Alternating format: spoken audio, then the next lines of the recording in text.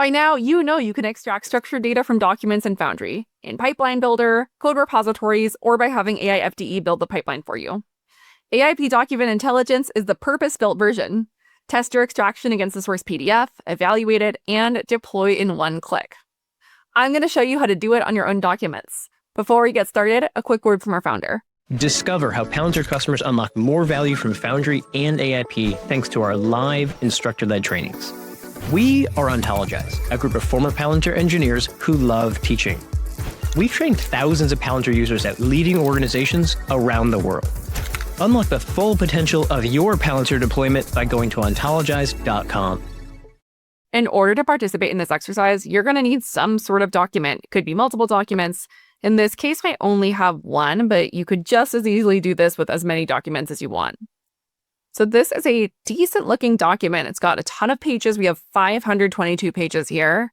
Also, we have images and tables. There's really a lot going on here. So let's go ahead and jump into AIP Document Intelligence, where we're going to parse this document into something that's really useful without much work from us. So from here, I'm going to search for AIP Document Intelligence, which is going to let us parse the text out from this PDF so that we can use it in downstream workflows such as RAG or something similar. So from here, I'm going to hit Control-J and search for AIP Document Intelligence. Going to click on that and open it up. From here, you can upload PDFs from your computer, or you can select existing ones, or you can select an object type that has a media reference property, so like a pointer to a PDF. But for us, we are going to select an existing one. So that is the media set that I was just looking at that has my PDFs. And then I'm going to click on Select. So here we can take a look at this PDF. And we are now in AIP Document Intelligence. Let's take a little tour. First, this is where we can control the file input. Next, we have our configurations. We'll talk more about these in a bit. We have the extraction results. So these are historical extraction results.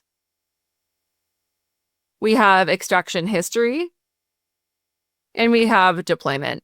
Let's start out at configuration. Given we've already chosen our file input, it's going to be this document here. So now we are going to go ahead and create a new configuration. So when you click on Create New Configuration, you're going to see a couple of options. Ultimately, the result of using this tool is going to be a code repository that does some things to your input document and outputs structured data. And right here, you are configuring what things are going to be done to this data. First question is, how do you want to extract your text? Do you want to do traditional extraction, or do you want to use generative AI? Let's talk about what the equivalent would be if you were doing this in, say, Pipeline Builder. So in Pipeline Builder, if you think about the extract text from PDF transform, that's the equivalent of what you would be doing here. Generative AI, that would be like using the Use LLM node in Pipeline Builder.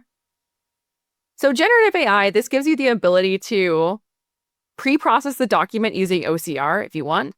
You can also choose a model to use. There's the system prompt and the user prompt. And this is probably your best option if there's a lot of complexity to the document, weird structures, tables, all that sort of stuff. That might be your best option. Generally, this can be a more robust method if your document structure is unusual, but it will be more expensive. So if you want something faster and cheaper, traditional extraction could be a better option. Let's do traditional extraction for this example. But we can also go back and have a look at the generative AI examples and see what that does for us. First of all, notice that all the work that you're going to be doing here is going to be really on a single page. You can consider this your space for iteration and deciding if these techniques are going to work, understanding how performant they are. So here we could try out layout-aware extraction because there are some interesting components in this document. Headings, some embedded images descriptions. So in this example, I'm going to pick out one of the more interesting pages. So I happen to know that page 23 is quite interesting. You'll see here that it has a table and it has all these different blocks with their headings. And if I do layout aware OCR, and if I click on run, you'll see it's still looking at page 1. So that is because I never actually set the page in the configuration to page 23. So here is where you would do that. So you have to actually set which page you want to look at. Now, if I click on run again, you'll see here it doesn't look like much. It looks like everything kind of just ended up in a blob. But when you look at the bounding box view, you can see exactly where this text was extracted from the document. And so that is actually probably a better way for this text extraction to happen, because even though the table didn't get formatted very well, we don't really expect it to. If you needed to preserve the table structure, you would have to do something else. You would actually have to have an LLM go put this table data into a struct. Layout-aware extraction can be expected to isolate the table and extract its text separately than it would extract other text, but you're not going to expect it to actually preserve the table structure itself. And so this worked well as expected.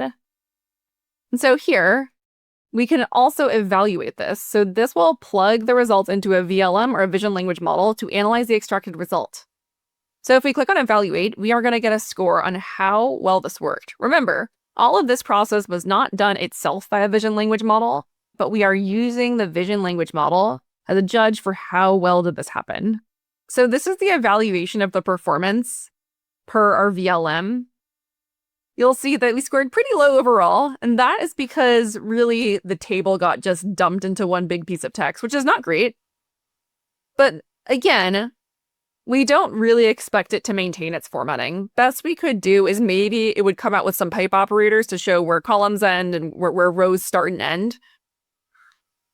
We did do very well on lists. All right, so lists got captured well. That's great. Tables scored very low there. Figures and charts. So we're glad that we got the figure descriptions in. Now, if this wasn't good enough for you, if you needed something really specific, again, you would have to either do this with an LLM, which would preserve the proper table structure if you prompted it to, or you would want to code up your own thing, maybe in a code repository. At this point, maybe you want to iterate a couple more times, try out a couple of different approaches. It would be time to deploy. And when you deploy, you have different configurations to select.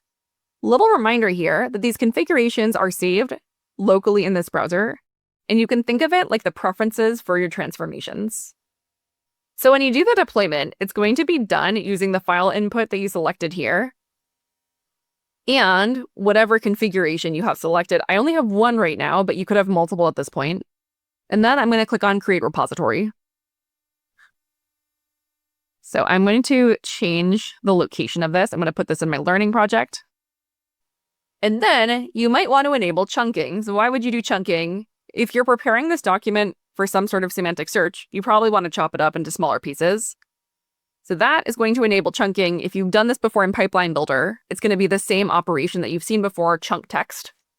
For the chunk size, this is a little bit big. I normally start with 512, that's in characters, and see how that does. For chunk overlap, you probably want to do like a 10% overlap between adjacent chunks. And then we can toggle on embed chunks into vectors, which we will need for semantic search. So for the embedding model, I'm going to choose text embedding 8.2, and then I'm going to hit create. So here we are now in the code repository. If I expand this and then click on myextraction.py, I can see here the code is written.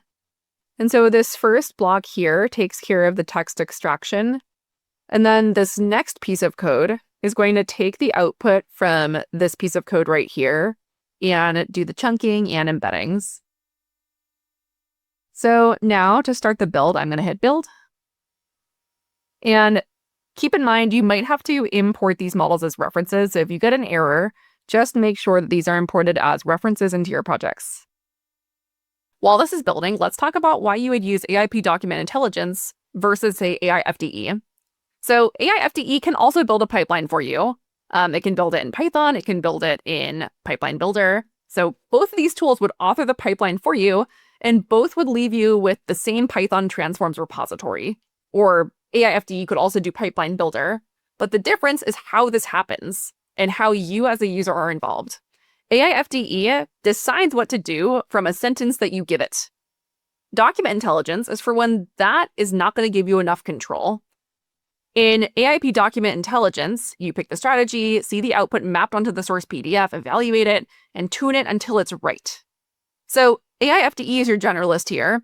It builds what you want from a description, but this is the instrument for getting the extraction quality right when you need to get your hands in there and have control over how it's done. Let's also make it clear, though, that if AI FDE were to build you a Python repository to do these things to your data, you can also go in and fine-tune things and refine them yourself. This is a tool that's really specialized for this one task, and it also does it deterministically. If you make the same configurations to document intelligence every time, it will do the exact same thing every time. Whereas AI FDE is powered by a large language model, meaning the same inputs could give you different outputs every time. So the deterministic versus non-deterministic trade-off is also a really big thing to think about, because if you want to do something the same way every time, you're better off using AIP document intelligence than AI FDE. And here we have the build is done. So this is our chunked and embedded data. So our final output here is chunk text. So we could go ahead and open that.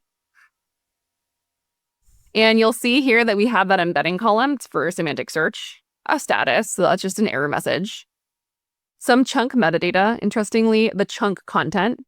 So you'll see that still contains the bounding box. And the chunk ID, we definitely need that. The media reference points us back to the original PDF, and the media item RID. And this is an example where you might want to go in and doctor this code a little bit. And you'll see here that we have the chunk content. It's not totally unpacked at this point, and so you might want to do a little bit of surgery on this pipeline to make sure that the chunk content actually gets unpacked into text, but that's something that you would either do yourself by going in and fixing the code, or with AI FDE as your partner. And that is how you use AIP document intelligence. Thanks for watching. We hope you found this useful. Be sure to let us know what you want to see next in the comments.